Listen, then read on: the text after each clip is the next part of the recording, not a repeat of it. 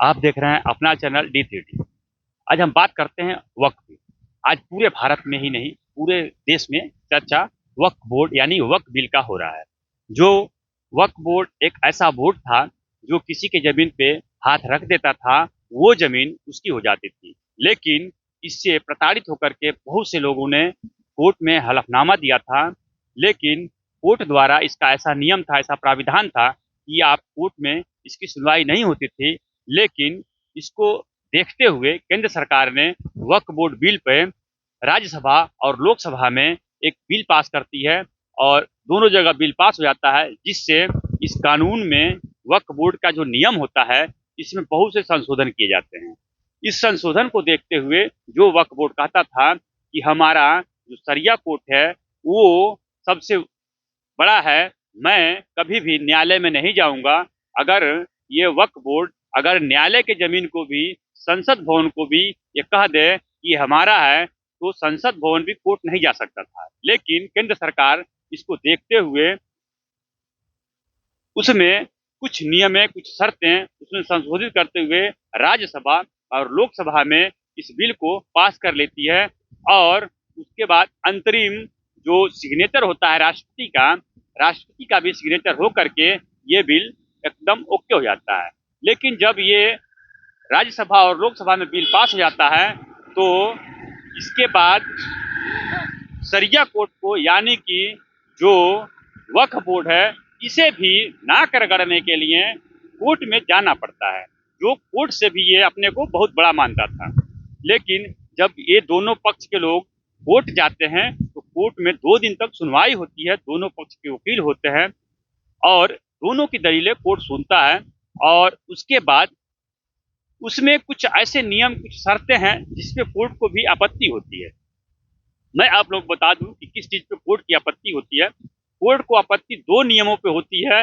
जैसे पहला ये है कि उसमें हिंदू पक्षकार नहीं रहेंगे, उसमें जो रहेंगे मुस्लिम पक्षकार रहेंगे। दूसरी आपत्ति होती है कोर्ट को कि ये जो जमीन है ये डीएम जांच नहीं करेंगे और जो शरिया लॉ है, जो वक्फ बोर्ड का अपना नियम है, वही इसको देख रेख करेगा। जिसमें केंद्र के जो उनके वकील होते हैं, उनका कहना है कि इसमें हमें 1 हफ्ते का मोहलत दिया जाए, जिससे कि हम इस पे आपको अंतरिम जो 1 हफ्ते का टाइम है तब तक इस पे रोक लगाई जाए। और कोर्ट भी इन लोगों की बातों को मान करके, यानी 5 मई तक का दोनों पक्ष को अपनी दलीलें रखने के लिए फिर मौका दे देता है। लेकिन इस रोक से मुस्लिम पक्षकार यानी वक्फ बोर्ड के जो पक्षकार होते हैं उनको थोड़ी सी सांस राहत भरी मिलती है। लेकिन यहीं पे केंद्र सरकार भी पीछे हटने के लिए तैयार नहीं है। अब दोनों के नाक की लड़ाई हो चुकी है कि जो 5 मई को जजमेंट आएगा, जो 5 मई को फिर से बहस होगी, इन दोनों बहसों में अब क्या डीएम को बाहर रखा जाएगा, हिंदू पक्षकार जो सदस्य रहेंगे क्या इनको बाहर रखा जाएगा, या जो केंद्र सरकार ने नियम और शर्तें लगा रखी है इसको पास किया जाएगा। अब ये 1 हफ्ते का मोहल्लत दोनों, यानी कि केंद्र सरकार को भी और वक्फ बोर्ड यानी मुस्लिम पक्षकार को भी 1 हफ्ते का राहत मिल चुका है। लेकिन मैं आप लोगों को बता दूं कि जो बिल पास होता है संसद में, इसको भी कोर्ट पूरी तरह से खारिज नहीं कर सकता, क्योंकि कोर्ट का भी एक रेगुलेशन, एक नियम, एक शर्तें हैं। क्योंकि भारत का देखा जाए तो सबसे बड़ा प्रथम नागरिक राष्ट्रपति को माना जाता है और राष्ट्रपति के ऊपर कोर्ट भी चैलेंज नहीं कर सकता। अब इन दोनों की लड़ाइयों में 1 हफ्ते का जो मोहल्लत है, अब इसमें ये देखा जाए 1 हफ्ते के मोहल्लत में दोनों पक्ष के वकील अपने कितनी तैयारी के साथ कोर्ट में अपनी दलीलों को रखते हैं और कोर्ट फिर 1 हफ्ते के बाद यानी 5 मई को अपना क्या निर्णय सुनाता है।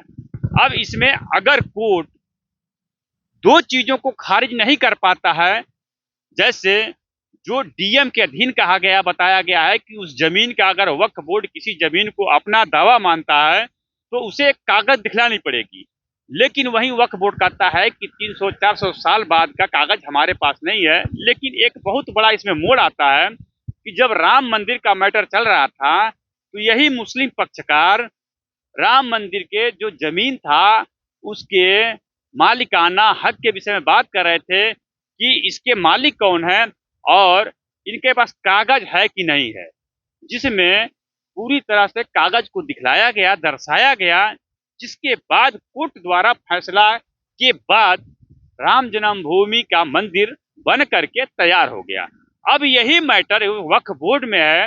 अब कोर्ट अब इन लोगों से जब कागज मांग रहा है तो ये लोग कहना है कि हमारे जो पूर्वज थे इस जमीन को दान कर दिए। लेकिन जब कोई व्यक्ति किसी जमीन को दान करता है, डोनेट करता है, तो उसका एक प्रोसीजर होता है। प्रोसीजर ये होता है कि उसको कोर्ट जाना पड़ता है, या जो भी उस समय देने वाले लोग होते हैं उनका कागज होता है और उस कागज को भी जमा करना पड़ता है। जमा करने के लिए भी आपको राजस्व विभाग में जाना पड़ता है और राजस्व विभाग ही द्वारा उस जमीन का हस्तांतरण होता है। लेकिन जो वक्फ बोर्ड है इसके पास बताया जाता है कि 900 एकड़ से ज्यादा जमीन वक्फ बोर्ड के नाम से है, लेकिन कहा जा रहा है कि लमसम 400 से 500 एकड़ जमीनों के पास कागज ही नहीं है। ये हम नहीं कह रहे हैं, इनके जो सबसे बड़े लीडर हैं ओवैसी, वो खुद चिल्ला चिल्ला कर कह रहे हैं कि वक्फ बोर्ड के पास 400 से 500 एकड़ जमीनों के कागज ही नहीं है। तो जब कागज ही नहीं है तो ये दान किया किसने? दूसरी बात इसमें एक और पेच फंस रहा है कि जो 300-400 साल पहले का मंदिर है, जो गांव है, उसको भी वक्फ बोर्ड अपना दावा ठोकता है, कहता है कि ये हमारा है। लेकिन जो वहां के बासिंदे हैं उनके पास लीगल कागज है, बेचनामा का कागज है, बैनामा का कागज है, जो कोर्ट में वो पेश कर रहे हैं। लेकिन वक्फ बोर्ड जो दावा करता है उसके पास खुद कागज नहीं है। अब इसी को देखते हुए कोर्ट अब 5 मई को जब दोनों की दलीलें रखी जाएगी, मुस्लिम पक्ष का भी और केंद्र सरकार के पक्ष का भी, तुषार मेहता का भी, तो उन जजमेंट में ये देखा जाएगा कि किसका कितना कागज, कितनी बातें, क्या नियम, क्या सही है, क्या गलत है। उसके बाद जा करके कोर्ट 5 तारीख को अपना फैसला सुनाता है या फिर से अपने नियम को आगे बढ़ाता है या मौका देता है या लेता है। अब तो ये 5 मई को पता चलेगा। आप देख रहे हैं अपना चैनल D3D। मैं दिलीप कुमार कुशवाहा, आप सभी को धन्यवाद।